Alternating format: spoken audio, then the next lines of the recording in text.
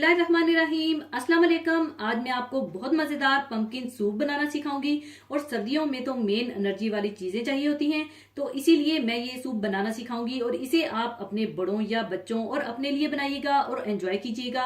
और ठंडे ठंडे मौसम में गरम गरम सूप बहुत मज़ा देता है। और ये खास आज मैं एक भाई आमिर सिद्दीकी जो कि इंडिया से हैं, इनके लिए बना रही हूँ। तो इसको बनाने के लिए मैं ले रही हूँ आधा किलो पंपकिन, जिसे लाल कद्दू या मीठा कद्दू भी कहते हैं, जिसे धोकर बीज वगैरह निकालकर छोटे टुकड़ों में काट लीजिएगा ताकि ये आसानी से गल सके।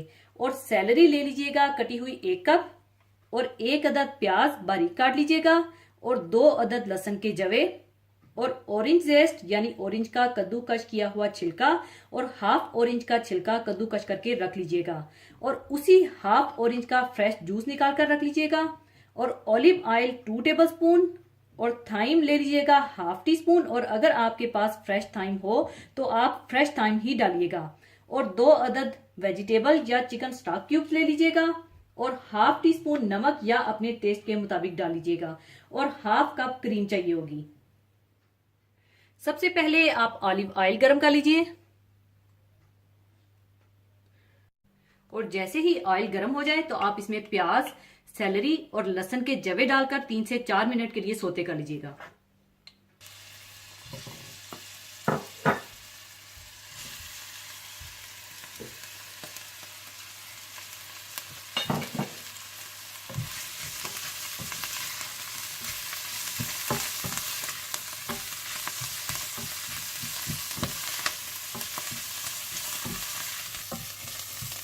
तीन से 4 मिनट सौते करने के बाद आप इसमें डाल दें पंपकिन,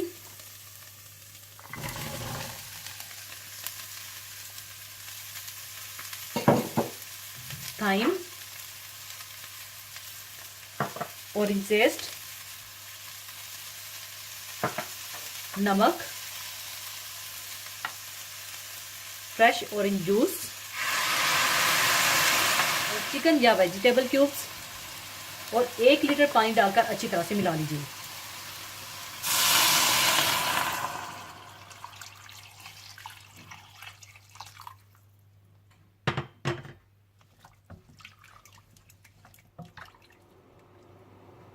बॉयल आने के बाद 15 से 20 मिनट इसे हल्की आंच पर पकाइएगा ताकि पंपकिन अच्छी तरह से गल जाए।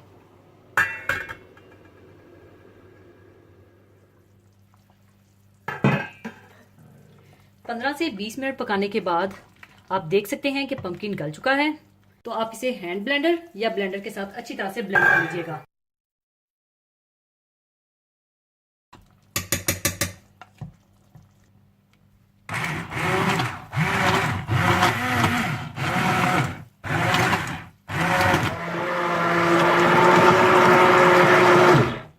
अच्छी तरह ब्लेंड करने के बाद आप इसमें क्रीम डाल दीजिएगा।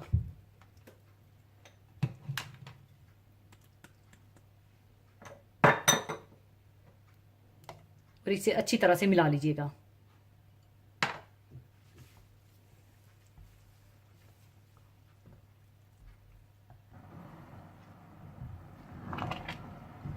बॉयल आने के बाद पंपकिन सूप तैयार है और अब इसे मैं सर्विंग डिश में निकाल लूंगी।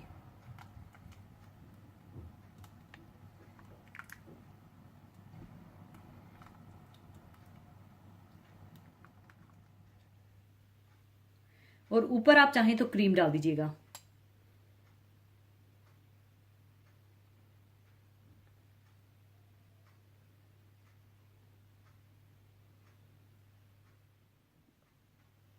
और ऊपर आप चाहें तो काली मिर्ची डाल दीजिएगा।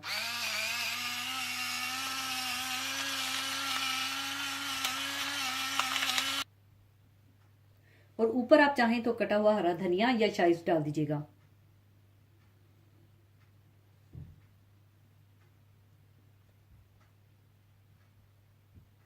लीजिए, बहुत मजेदार पंपकिन सूप तैयार है।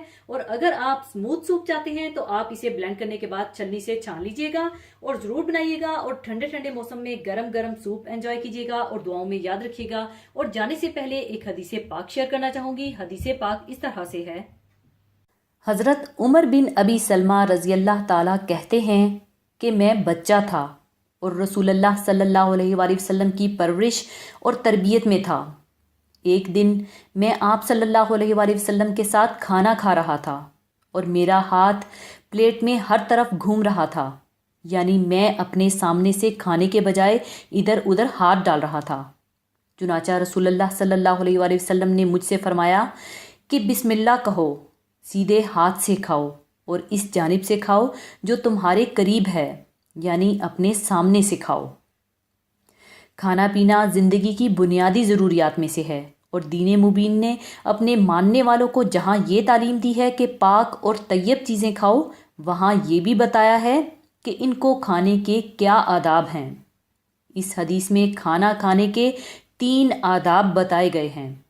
सबसे पहला अदब ये बतलाया गया है कि बिस्मिल्लाह पढ़कर खाना खाने की इब्तिदा करनी चाहिए। दूसरा अदब ये कि अपने सीधे हाथ से खाना चाहिए और तीसरा अदब ये है कि खाने के बर्तन में अपने सामने से खाना खाना चाहिए, दूसरों के सामने से चुन चुन कर नहीं खाना चाहिए। ये इस सूरत में है कि जब किसी बड़े बर्तन में बैक वक्त कई अफराद मिलकर खाएं और खाना भी एक किस्म का हो।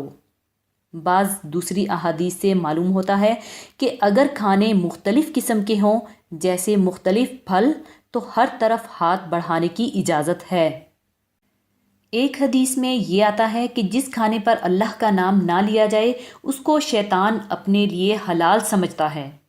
एक हदीस में ये भी आता है कि अगर खाने के शुरू में अल्लाह का नाम लेना भूल जाए तो इस तरह कह ले, बिस्मिल्लाह अव्वलहु व आखिरहु, यानी अव्वलो आखिर दोनों हालतों में अल्लाह के नाम से। एक हदीस में बिस्मिल्लाह कहने की फजीलत ये बताई गई है कि इससे खाने में बरकत होती है। सीधे हाथ से खाना भी आदाब तवाम में से है। एक रवायत में उल्टे हाथ से खाना पीना शैतान का अमल बताया गया है, यानी उल्टे हाथ से खाना पीना शैतान का तरीका है। इस हदीस से ये भी मालूम होता है कि दीन की तालीम और तरबियत का आगाज़ बचपन ही से कर देना चाहिए। वालिदैन और सरपरस्तों को बच्चों की आदतों हरकत पर निगाह रखनी चाहिए और ज़रूरत के तहत उनको हदायत भी करनी चाहिए। अल्लाह हम सबको अपने नबी सल्लल्लाहु अलैहि वसल्लम की तालीमात को सीखने और उन पर अमल करने वाला बनाए। आमीन। और इसी के साथ मैं आपसे इजाज़त चाहूँगी। अपना बहुत ख्याल रखिएगा, दुआओं में याद रखिएगा। अल्लाह हाफिज़।